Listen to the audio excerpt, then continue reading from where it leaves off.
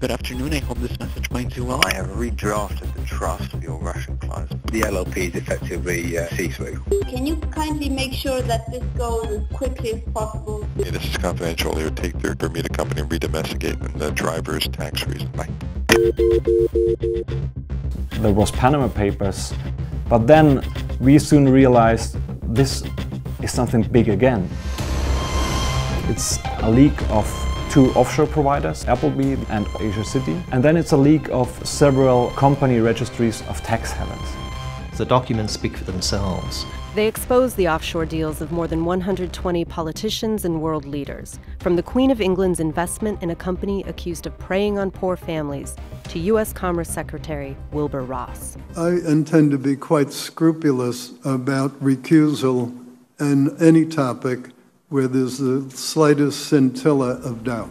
The investigation reveals that Navigator, a shipping firm in which Ross holds a stake, has been making millions of dollars from its business with Seabor, an energy company co-owned by the son-in-law of Russian President Vladimir Putin and two Russian oligarchs. We're seeing some of the biggest corporations in the world, Apple. We don't depend on tax gimmicks. A year after that hearing, Apple responded to new laws on tax avoidance with a new strategy that allows it to keep paying ultra-low tax rates. We're seeing the lengths that companies do go to avoid taxes. If for Nike it's the swoosh, for Facebook it's user base. US companies, they've taken this commercially smart move to park their intellectual property in offshore or stateless entities. It tells you just how systemic over decades has been the process of establishing and using companies in secrecy jurisdictions. Secrecy that allows you to evade or avoid the regulations or the taxation in other jurisdictions. Glencore has again come under fire for its aggressive dodging of paying tax. New details emerge on Glencore, one of the world's largest commodity traders.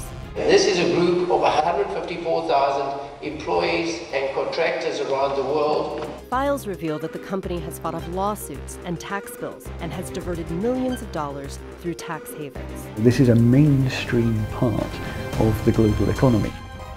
In Canada, the investigation reveals the offshore deals of the ruling Liberal Party's key insiders. How will you measure success? By the money coming in the till. It's pretty easy. While Prime Minister Justin Trudeau was campaigning on tax fairness, well, across the country, people have told me that we need better. Documents show that his chief fundraiser was tied to a trust that kept millions of dollars in the Cayman Islands. In Mexico, the files reveal new details on the Legionnaires of Christ, a religious order founded by a Catholic priest who is also a sex offender. Martial, Martial. The documents lead to the organization's offshore companies, with representatives in Rome, near the Vatican. In Europe, the ultra-rich have been exploiting the Isle of Man's lax rules to register multi-million-dollar jets.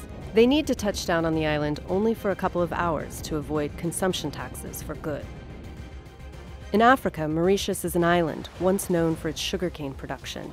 It is now a center for companies eager to profit from Africa's resources while paying as little as possible in taxes to the developing countries.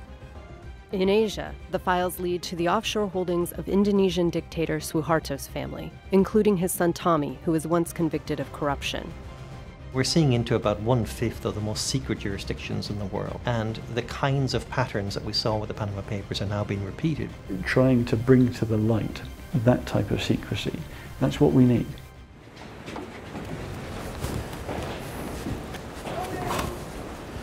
Morning, ma'am. We're with the International Consortium for Investigative Journalists.